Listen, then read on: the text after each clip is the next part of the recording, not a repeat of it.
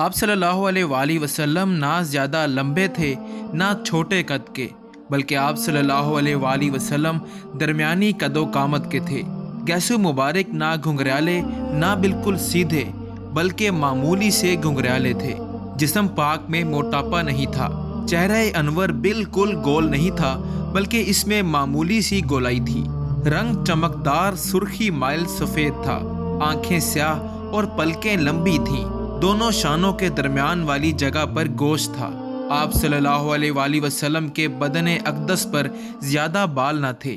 سینہ مبارک سے ناف مبارک تک بالوں کی ایک پتلی سی لکیر تھی۔ ہاتھ پاؤں پر گوشت تھا۔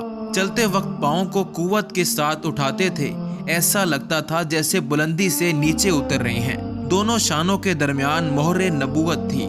دیکھنے والا آپ صلی اللہ علیہ وآلہ وسلم کی شخصی وجاہت اور غیر معمولی حسن سے مروب ہو جاتا تھا۔ جو صحبت میں آتا وہ آپ کا گرویدہ ہو جاتا اور آپ صلی اللہ علیہ وآلہ وسلم سے محبت کرنے لگتا تھا۔